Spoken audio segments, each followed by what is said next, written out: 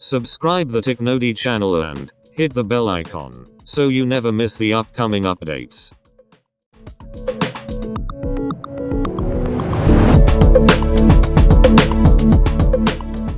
आज के इस वीडियो में हम देखेंगे real time web based software में हम अटेंडेंस रिपोर्ट कैसे निकाल सकते हैं। चलिए हम सबसे पहले सॉफ्टवेयर को लॉगिन कर लेते हैं।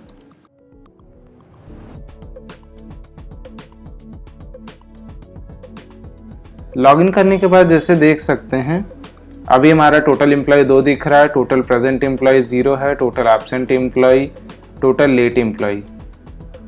अभी हमारा कुछ भी अटेंडेंस नहीं दिख रहा। अभी अगर हम डेली रिपोर्ट या कोई भी मंथली रिपोर्ट निकालने जाएं तो हमें पूरा का पूरा ब्लैंक आएगा, कुछ भी नहीं दिखेगा। ये इसलिए है कि रिपोर्ट वैसे तो वेब बेस्ड सॉफ्टवेयर में जो भी होता है डेटा आता है, अटेंडेंस रिपोर्ट अपने आप प्रोसेस होती रहती है। डेटा अपने आप आता है, अटेंडेंस अपने आप प्रोसेस होती रहती है। तो आप जब भी सॉफ्टवेयर लॉगिन करते हैं आपको सीधे रिपोर्ट में जाकर रिपोर्ट देखना होता है।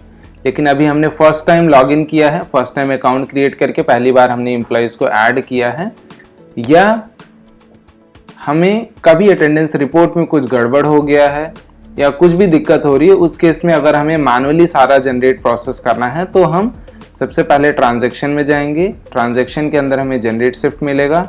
जनरेट शिफ्ट के अंदर हम कोई भी डेट सेलेक्ट करके सिर्फ जनरेट शिफ्ट पर क्लिक करेंगे, शिफ्ट जनरेट सक्सेसफुली हो जाएगा। उसके बाद हमें ट्रांजैक्शन से अटेंडेंस प्रोसेस में जाना है। हम कब से कब की अटेंडेंस रिपोर्ट निकालनी है वो हम डेट सेलेक्ट करके एक बार प्रोसेस डेटा पर क्लिक करेंगे।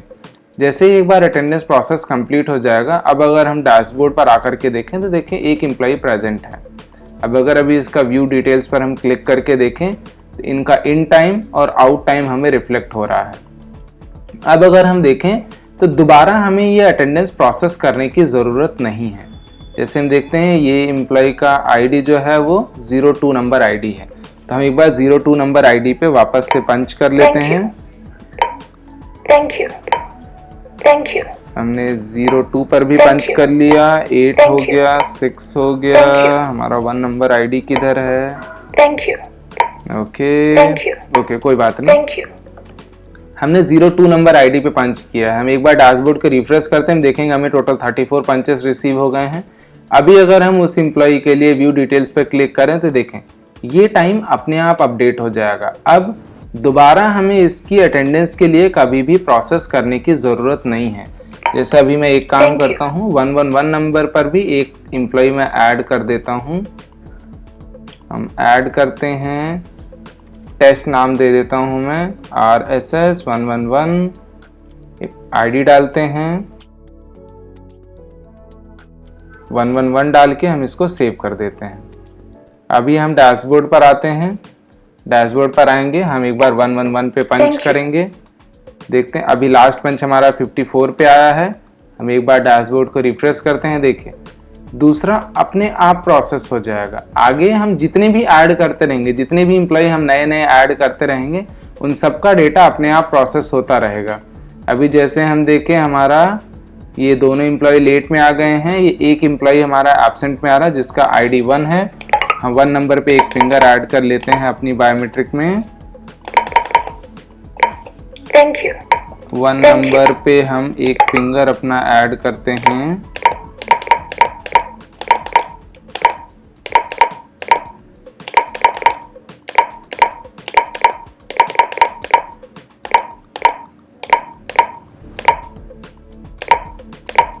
वन नंबर पर हम एक अपना फिंगर ऐड करेंगे।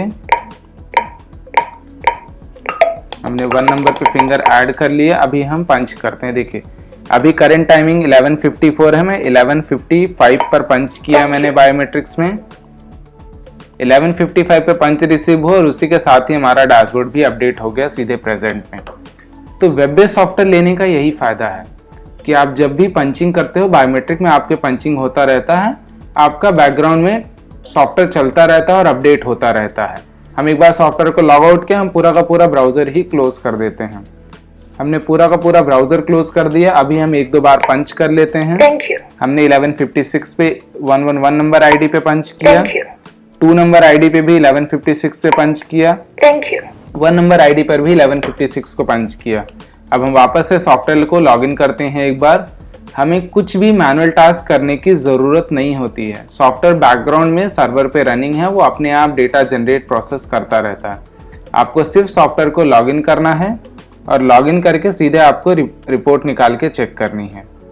हम वापस से सॉफ्टवेयर एक बार लॉगिन कर लेते हैं। लॉगिन करके हम पहले डैशबोर्ड पर ही देखेंगे। अभी अगर हम डैशबोर्ड पर देखें टोटल प्रेजेंट एम्प्लॉय, देखिए ये टाइमिंग अपडेट हो गया है अपने आप। 1 नंबर आईडी पे हमने पंच नहीं किया है, इसलिए 1 नंबर का पंचिंग नहीं आया है। अब ये तो हो गया, हमारा डैशबोर्ड रिफ्लेक्ट हो रहा है। अब हमें अटेंडेंस रिपोर्ट कैसे दिखेगी। अटेंडेंस रिपोर्ट के लिए हमें रिपोर्ट्स में जाना है। रिपोर्ट्स के अंदर हमें ढेर सारी रिपोर्ट्स दिखती हैं। मास्टर है, daily, monthly, customize report, leave report. तो सबसे पहले हम डेली रिपोर्ट पे जाते हैं। डेली रिपोर्ट पे हम जैसे ही जाएंगे, यहाँ से हम ऊपर डेट सेलेक्ट कर सकते हैं, किस डेट का हम रिपोर्ट निकालने वाले हैं। सबसे पहले हम आज की ही रिपोर्ट निकालेंगे और ये नीचे हमें ढेर सारे फॉर्मेट्स दिखते हैं। अगर हमें किसी स्पेसिफिक डिपार्टमेंट की रिपोर्ट निकालनी है तो हम स्पेसिफिक डिपार्टमेंट सेलेक्ट कर सकते हैं, नहीं तो सेलेक्ट ऑल कर देंगे तो सभी की रिपोर्ट आएगी। नीचे से हम डेट रिपोर्ट्स के फॉर्मेट सेलेक्ट कर सकते हैं, किस फॉर्मेट में हमें रिपोर्ट निकालनी है। परफॉर्मेंस है, अटेंडेंस, एब्सेंट। परफॉर्मेंस एक स्टैंडर्ड रिपोर्ट का फॉर्मेट है जिसमें सारी डिटेल्स आती हैं, तो रिकमेंडेड जो होता है वो है परफॉर्मेंस ही। हम एक बार शो रिपोर्ट पर क्लिक करते हैं। शो रिपोर्ट पर जैसे आप क्लिक करेंगे, यहाँ देखेंगे एम्प्लॉय का नाम, उसका कंपनी का डिटेल, ब्रांच, उसका आईडी क्या है, उसका नाम, कौन से शिफ्ट उसको दिया है, जो शिफ्ट उसे दिया है उस शिफ्ट का स्टार्ट टाइमिंग क्या है, कितने बजे एम्प्लॉय ने पंच किया है, कितना वो लेट है। ऐसे ही हर एक एम्प्लॉय का इंडिविजुअल निकलेगा। और सबसे लास्ट में आपका जो लास्ट सेक्शन है वर्किंग आवर्स का, इसमें आपको वो काउंट करके देता है कि टोटल वर्किंग आवर कितने घंटे का है।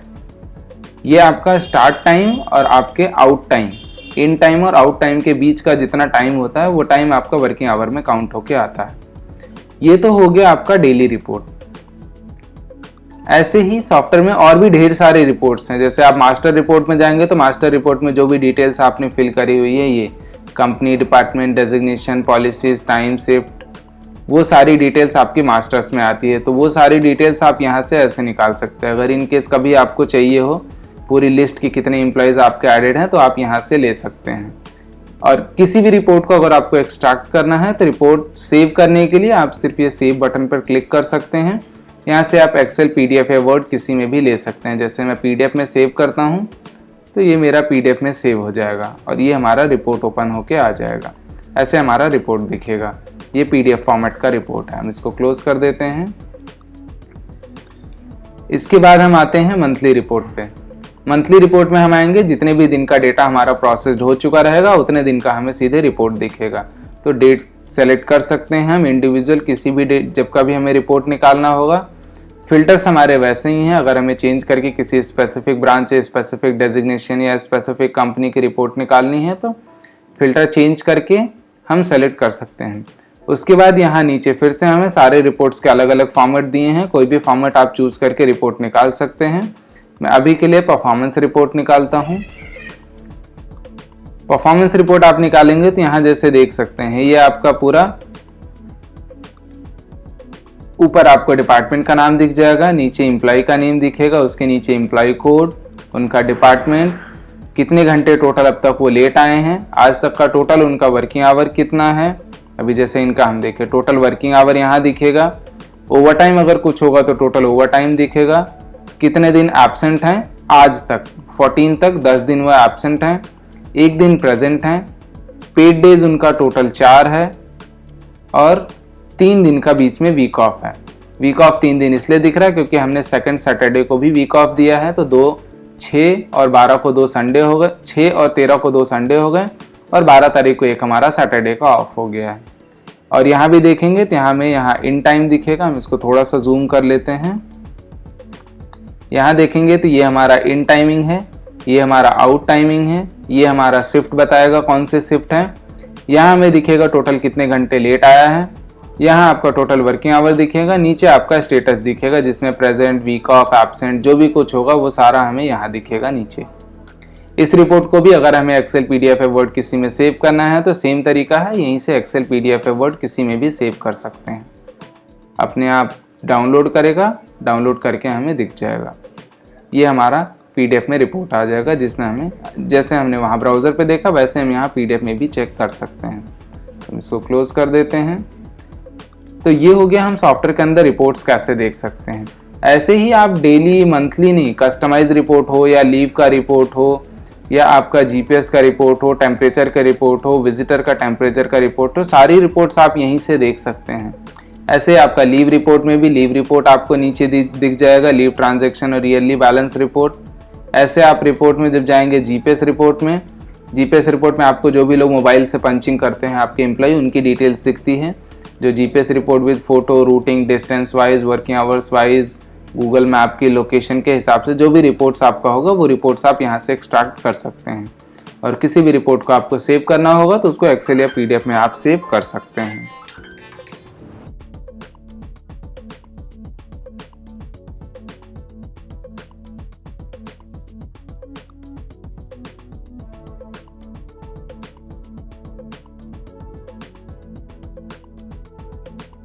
Please consider subscribing our channel for more upcoming updates.